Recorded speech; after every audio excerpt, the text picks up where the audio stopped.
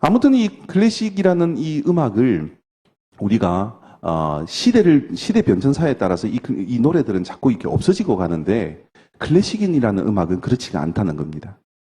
지금으로부터 450년 전에 우리나라가 어떤 시대였는지 여러분 대충 아실 거예요. 조선시대, 그것도 초반에 조선시대 초기인데 임진왜란이 있기 또 한 40년쯤 전에 1550년경에 이태리에서 태어난 카치니라고 하는 작곡가가 있습니다. 이 카치니는 유리디체라고 하는 오페라를 처음 쓰면서 오페라의 시초가 된 사람입니다.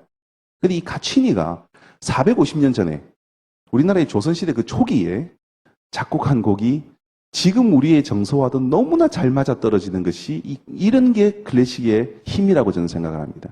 2003년도에 드라마 천국의 계단이라는 드라마가 있었어요. 그 드라마가 권상우 씨하고 최지우 씨가 주연을 했는데 최지우 씨가 맨날 이렇게 혀 짧은 소리로 띨땅님 띨땅님 하면서 이렇게 뛰어가면은 항상 이 음악이 나왔습니다.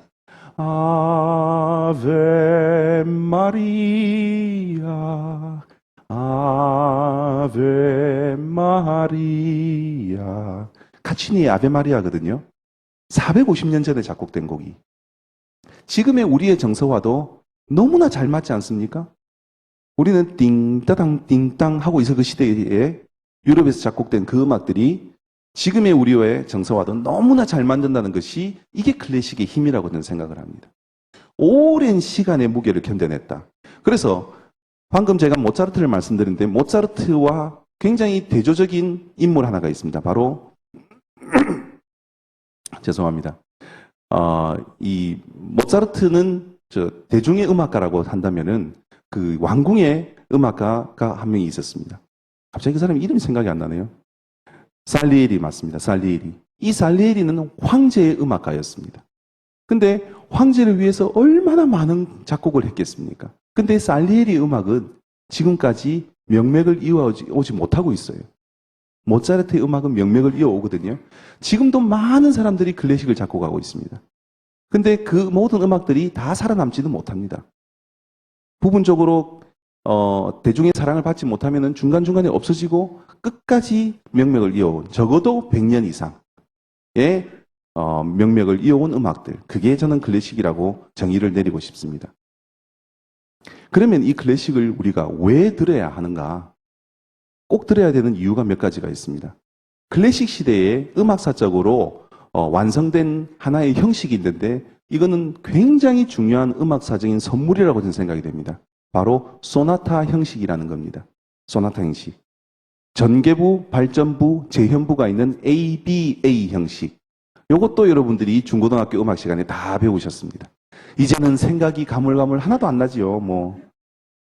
근데 이 소나타 형식이 매우 매우 중요한 형식입니다. 쉽게 말씀을 드리면 되돌아오는 형식입니다. 어떤 뭐가 발전이 전개가 되어서 여러 발전을 거친 다음에 다시 재현이 되는 것. 여러분들 만약에 어떤 노래를 콘서트장에 가서 성악가가 노래를 이렇게 부릅니다. 도레미파솔라티 그리고 인사를 하고 퇴장을 한다고 생각해 보십시오. 아무렇지도 않습니까? 다시 한번 더 할게요. 마음의 준비를 좀 하고 들으십시오. 도레미파솔라티 박수 좀 치셔주셔야지. 자, 퇴장을 했습니다. 여러분들이 그 공연장을 나오는데 기분이 어떨 것 같습니까? 좀 찝찝하지 않습니까? 해결이 안 됐잖아요. 화장실에 갔는데 그냥 휴지가 없어서 그냥 나온 그 듯한 느낌이 안 듭니까? 마지막에 또 이게 있어야 되는데 그 도가 없잖아요. 제가 쉽게 설명을 드리려고 이 예를 든 겁니다. 소나타 형식이라는 것이 바로 이 도를 해결해주는 형식입니다. 자, 이 도를 들은 것과 도를 듣지 않은 상황, 두 가지 상황을 생각해 보세요. 도레미파솔라시 하고 끝냈으면 계속 마음이 언짢고 불안하고 불편해요. 근데 도레미파솔라시 도라고 노래를 해주고 나면 안정을 찾습니다. 이 안정감이 음악 교육적으로, 음악 치료적으로 매우 중요한 겁니다. 요즘 들어서 음악 치료 음악 교육에 대한 관심이 굉장히 많이 높아지고 있습니다. 이게 바로 그 근본에 있습니다. 이런 음악을 많이 들으면 이성과 감성의 불균형에 있는 우리 청소년들이 이성과 감성의 균형을 잡을 수가 있습니다. 매우 매우 중요한 겁니다.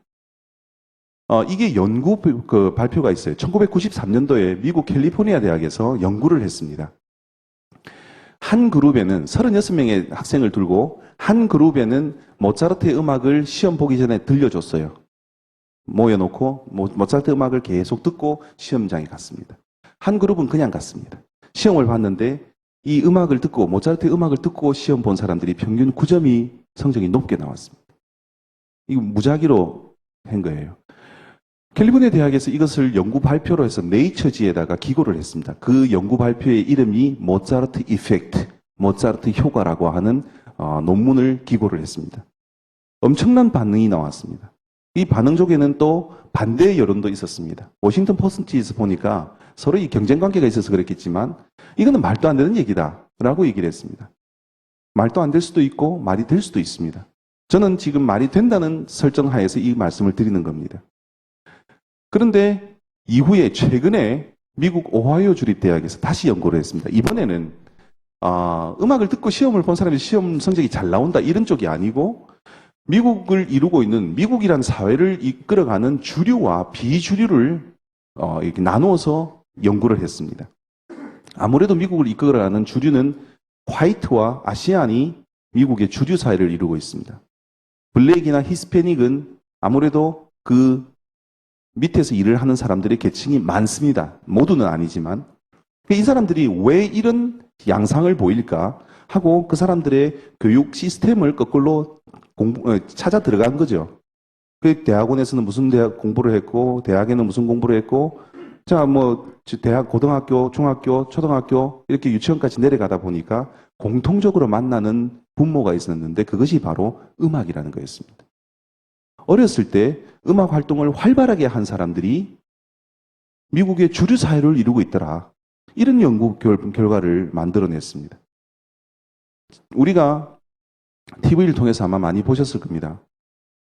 그 라이스 전 미 국무장관, 이분은 흑인이지만 이분이 피아노 연주하는 게 뉴스에 나오고 그러지 않습니까? 최근에 며칠 전에 뉴스에도 이분이 지금 자선음악회를, 독주회를 가지고 자선음악회를 하고 다니고 있습니다. 미국 전역을.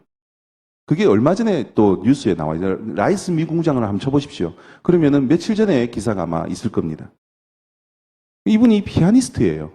이게 자기 최고의 취미가 피아노 치는 겁니다. 그래서 국무장관들끼리 모여서 현악 사중주를 연주하고 피아노 삼중주를 연주하고 이런 모습이 우리 TV를 보통해서 봤습니다.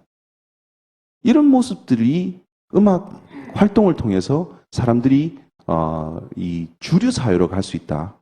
또는 그것이 학습 활동에 굉장히 큰 영향을 준다. 그것은 무엇이냐? 바로 소나타 형식 때문에 그런 겁니다. 이게 비교우위에서 소나타 형식이라는 것을 많이 들으면 이게 사람들에게 안정감을 주어서 학습 효과나 이런 모든 것에 굉장히 긍정적인 효과를 미친다. 이런 얘기를 제가 참 많이 하고 다닙니다.